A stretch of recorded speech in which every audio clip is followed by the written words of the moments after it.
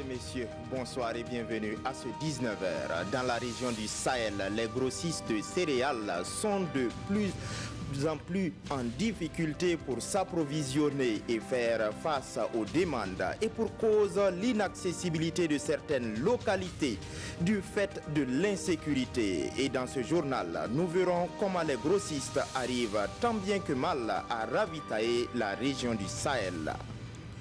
Bientôt, de jeunes ambassadeurs du dialogue et de la cohésion sociale seront désignés dans la région de l'Est.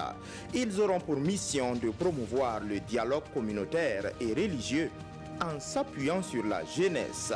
L'idée est soutenue par une pléiade d'organisations de la société civile. Mesdames et messieurs, une fois de plus, bonsoir et bienvenue au journal. Les affaires sont au ralenti pour les grossistes de céréales dans la région du Sahel.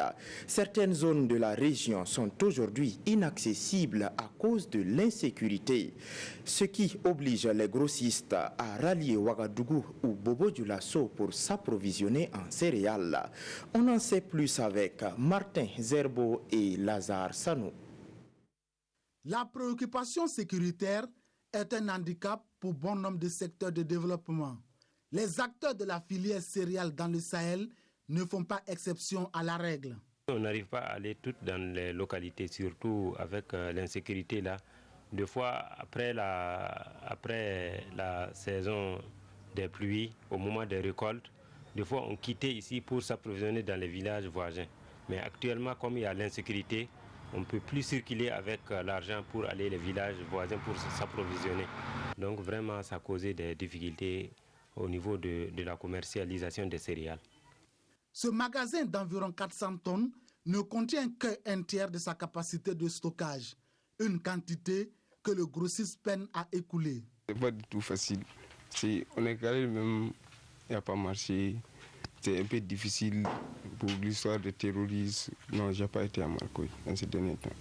Face donc à la difficulté de se déplacer, dans certaines localités du Sahel, il faut faire le déplacement de grands centres urbains pour s'approvisionner.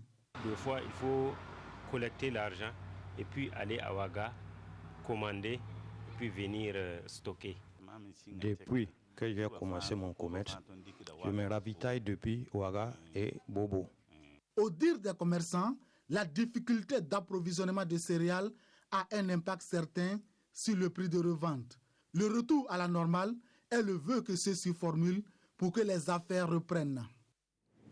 Et d'autres grossistes du Burkina Faso s'approvisionnent dans la région du sud-ouest, une région qui a vu beaucoup de fermiers agricoles formés dans les centres de production rurale de Dionkele et de Bapla. Une de nos équipes est allée sur les traces des anciens pensionnaires de ces centres et le moins que l'on puisse dire, c'est qu'ils font face à beaucoup de difficultés. Plus de précisions avec Alassane Bani et Gisbeogo Dimitri Badini.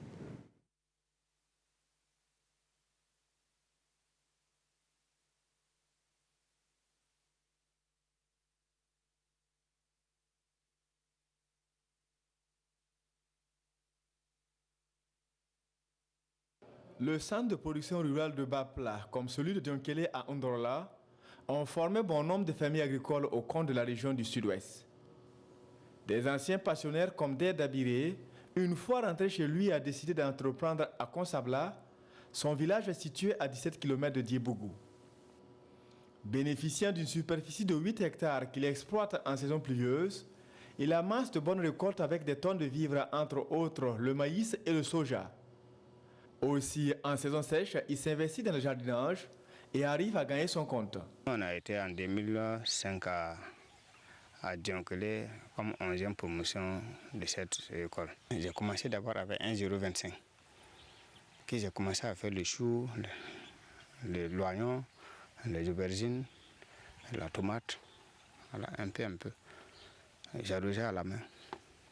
C'est ce que moi je me suis rendu mon jardin jusqu'à cette superficie, près d'1 hectare. Les premières années, il faut dire qu'on a travaillé à perte. Et les années qui suivaient, ça allait un peu. Donc c'est ces fonds-là que j'utilisais pour payer le grillage que vous voyez. C'est ces fonds-là que j'ai utilisés pour me trouver des animaux de trait. Donc bon, ça m'a beaucoup aidé.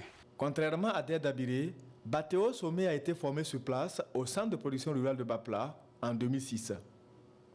Après 2 ans d'apprentissage en technique et gestion culturelle, il est installé à Zintéon, son village, situé à 17 km de Oronkoa. Par manque de moyens, il fait souvent appel à son ingéniosité de sculpteur pour remédier à ses besoins agricoles. Ça a été vraiment un calvaire pour moi.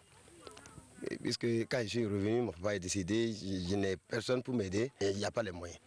Donc c'est la sculpture, là, je sculpte un peu pour pouvoir payer les intrants, c'est même le maïs. Mais je compte cette année, si j'ai les moyens, je vais tenter en tout cas le coton.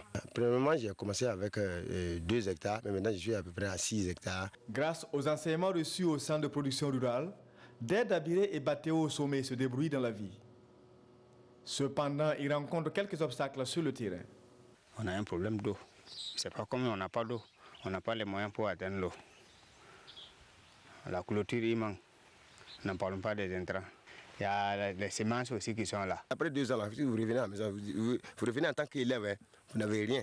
Donc c'est vraiment une vie pénible. Moi, je souhaiterais que tous ceux qui vont venir au centre, là, que je demande à l'État, si vraiment il peut former les jeunes, là, après la formation, qu'il puisse leur donner le matériel et les installer, comme on dit. Même si c'est un petit 100 000 francs, là, il peut se débrouiller pour s'en sortir. Le centre de production rurale de Bapla a ouvert ses portes en 2002 et a à nos jours mis plus de 200 compétences en matière d'agriculture et d'élevage sur le marché. Et chaque année, pour se rassurer de l'épanouissement de ces anciens apprenants, elle suit leurs traces. Il y a un service de suivi à l'appui et conseil même de ceux qui ont fait le centre. On a des répertoires des formés au centre ici. Donc chaque année, on fait le tour, chacun en fonction de ton domaine, on passe te rendre visite, on te donne des conseils, on t'encourage à aller à exceller. Selon le directeur du centre de Bapla, si des échos de réussite des anciens passionnés lui parviennent, l'on trouve aussi certains qui ont changé de métier. D'où on invite aux futurs apprenants à avoir d'abord à cœur les activités du centre avant de venir s'inscrire. Le centre de production rurale de Bapla, comme celui de Dionké. Et parlons toujours de formation pour dire que des agents, qu'une dizaine d'agents de la RTB de Bobo Dioulasso, de la radio Salaki de Dédougou et de la voix des ballets de Boromo ont 2 semaines pour renforcer leurs compétences en production radiophonique. L'initiative est de l'ONG Radio Rurale Internationale qui veut renforcer son partenariat au Burkina. Karim Ilboudo et Amadou Lougué pour les détails. Jardinage et arrive à gagner son compte. On a été en 2005 à Dionkelé comme 11e radiophonique, du matériel offert par un partenaire, l'ONG Radio Rurale Internationale. Du matériel, mais aussi de la formation. Une dizaine d'agents vont renforcer pendant 2 semaines leurs compétences en production radiophonique. C'est d'abord pour dire un grand merci aux formateurs et surtout à l'ONG RRI, Radio Rurale Internationale, qui a pensé bien sûr aux différentes radios, notamment à la RTB2, pour nous offrir non seulement une formation, mais en plus du matériel pour accompagner la production en radio. Renforcer les régies des radios partenaires et permettre également aux journalistes de produire des émissions de qualité. Tel est l'esprit de l'ONG Radio Rurale Internationale. Ces agents sont issus non seulement de la RTB de Bobo, mais aussi de la radio Salaki de Dédougou et la voix des ballets de Boromo. Cette formation est initiée pour renforcer les capacités des journalistes qui vont devoir produire les émissions au compte des 2 projets. Il s'agit du projet Ado Santé qui vise à apporter une contribution au niveau de l'amélioration de la santé sexuelle et reproductive des adolescents de notre pays. Et le 2e projet qui est Voix de femmes à grande échelle, qui veut apporter aussi une contribution au niveau de la sécurité alimentaire, la nutrition, mais également sur les questions de l'égalité du genre. L'ONG Radio Rurale Internationale est une ONG canadienne présente depuis 40 ans dans 12 pays africains. Sa particularité, se servir de la communication pour opérer un véritable changement de comportement au sein de la population. Et demain, 27 avril 2019, un projet de 500 millions de francs CFA sera lancé pour les jeunes de la région de l'Est. Le projet va durer 3 mois et il va consister à promouvoir des jeunes ambassadeurs pour le dialogue communautaire et religieux. Les financements sont assurés par l'Union européenne, nous disent Alassane Kiendrebeogo et Ibrahim Sano. Les associations Semfilm, Ballet Citoyen, Free Afrique et l'AMR veulent promouvoir le dialogue communautaire et religieux en utilisant la jeunesse comme vecteur principal d'action. Réunis en consortium, ils déclinent les principaux axes de ces projets face à la presse. Écouter, parler, dialoguer et transmettre. Voilà les 4 vrais piliers objectifs dans lesquels le programme, ce projet de jeunes ambassadeurs sera donc bâti. Pour ce faire, plusieurs activités seront menées dans plusieurs localités de la région de l'Est. Il s'agit par exemple de la réalisation d'une étude de terrain. Il s'agit également de la création et du renforcement d'une quinzaine de clubs. Donc ces clubs de jeunes seront dotés d'équipements conséquents pour tantôt faire des projections de débats, des panels, des échanges, aller rencontrer d'autres jeunes, discuter sur les thématiques qui les préoccupent. Il y aura des formations pour l'utilisation de la vidéo par les jeunes. Il y a également la production de supports vidéo par les jeunes et pour les jeunes. Donc il y aura au moins 150 projections de débats. Il y aura des concerts pédagogiques, des caravanes, et des séances de théâtre-forum, des rencontres avec les jeunes. Le lancement de ce projet est prévu pour ce samedi 27 avril avec au programme des prestations musicales et la coupure des rubans du siège. Financé par l'Union européenne à hauteur de 500 millions de francs CFA, ce projet s'établira sur 30 mois et va toucher toutes les localités de la région de l'Est. Parlons d'une autre conférence de presse qui, elle, a porté sur la 3e édition du concours de danse contemporaine. Il s'agit de Africa Simply the Best. Ce concours vise l'émulation de jeunes artistes danseurs au Burkina Faso. Les inscriptions sont déjà ouvertes et le concours se tiendra du 5 au 11 mai prochain. Moussa Tamboura et Ismaël Saturnin, Paris.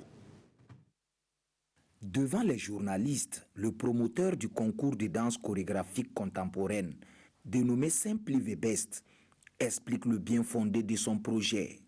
Un projet qui, depuis 4 ans, réunit les jeunes danseurs et chorégraphes burkinabés et ceux d'Afrique de l'Ouest. J'étais assailli par beaucoup de danseurs, de chorégraphes sur le plan continental. Je me suis dit, qu'est-ce que je peux faire pour aider les gens, pour pousser les gens? Et c'est ça qui a amené justement la naissance de Simply the Best. On a démarré au Burkina d'abord, Simply the Best Burkina Faso. Et 2 ans plus tard, on a fait Simply the Best West Africa. Ça crée aussi une énergie chez les danseurs chorégraphes parce que tout le monde se met à créer des spectacles, on devient inventif, on essaie de trouver la chose qui va faire que voilà, on va sortir du lot. Porté par Ankata, incubateur de spectacles d'artistes chorégraphes, le projet Simply the Best ambitionne être plus grand pour cette édition de 2019, d'où la nouvelle dénomination Africa Simply the Best. Effectivement, on a ouvert cette année à toute l'Afrique. On a reçu 40 candidatures sur, je sais pas, à peu près 18 pays d'Afrique. Et des 40 candidatures, on a d'abord sélectionné 20.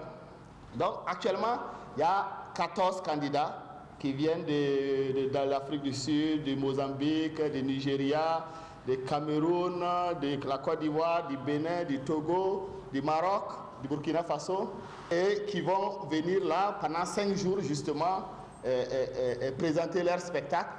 Africa Simply the Best se tiendra du 7 au 11 mai prochain. À l'issue de la compétition, les 3 premiers lauréats feront une tournée en Europe. Selon le promoteur Serge Koulibaly, c'est un jury expérimenté qui va départager les compétiteurs.